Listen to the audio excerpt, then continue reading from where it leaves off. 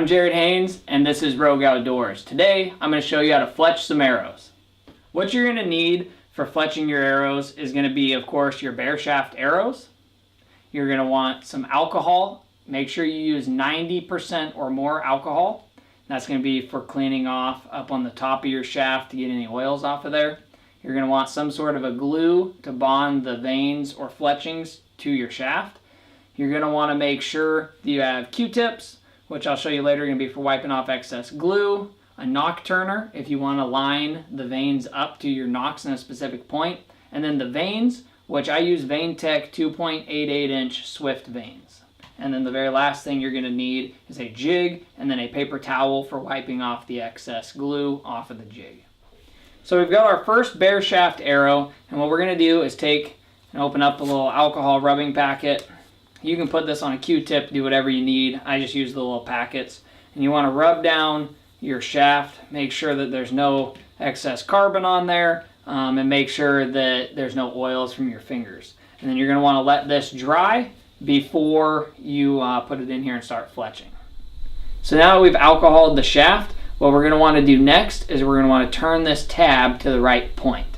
So I use a little knock turning tool, and I will put it in here and twist the knock so that the tab lines up with whatever point you want on the shaft. I always run it right down the same as the graphic and the name of the arrow.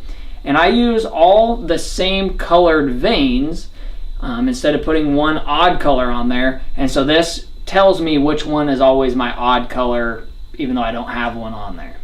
So now we've got our arrow all done and ready to be fletched. Next step is going to be to deal with the jig. So I'm using a boning fletching jig, and on the jig itself, you're going to have multiple different lines down here to line up the back of your vane with.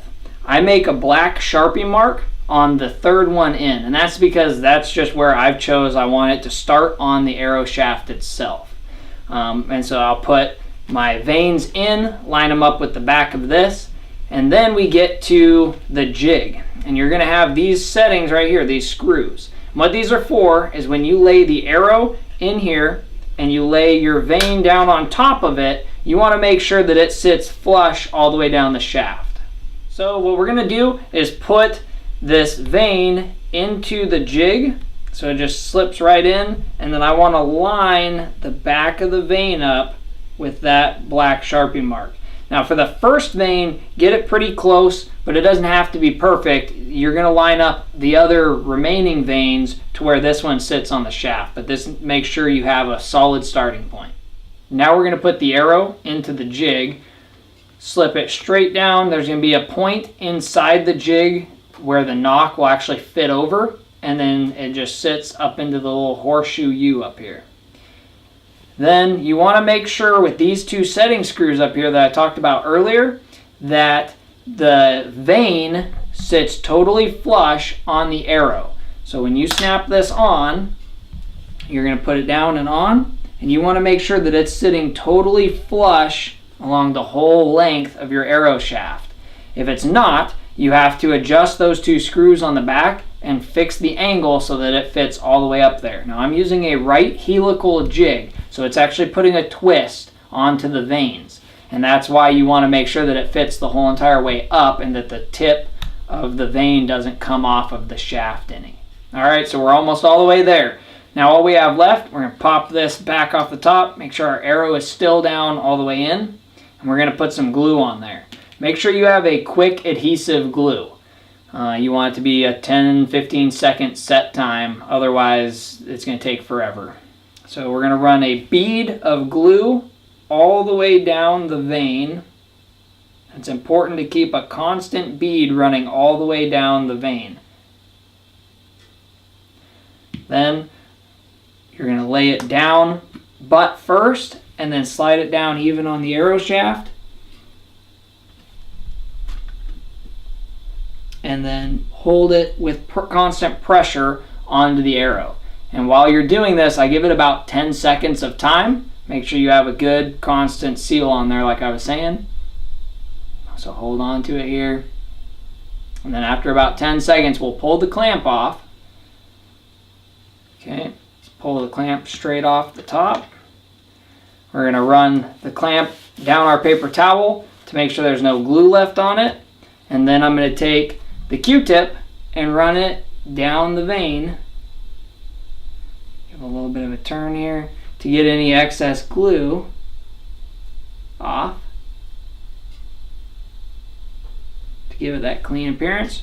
Rotate the jig into the next spot, and we're ready to put our next vein on. We've got the first one on. Now I'm going to put the remaining two and finish the arrow.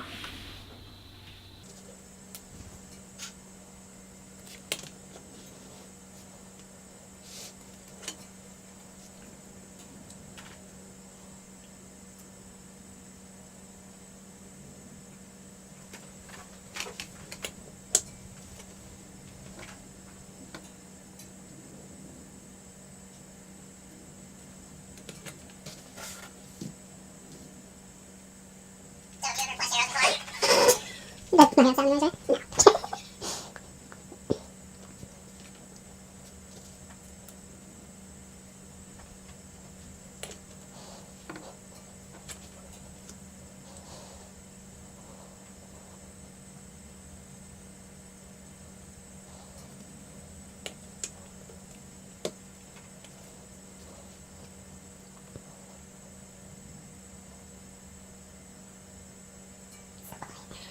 No.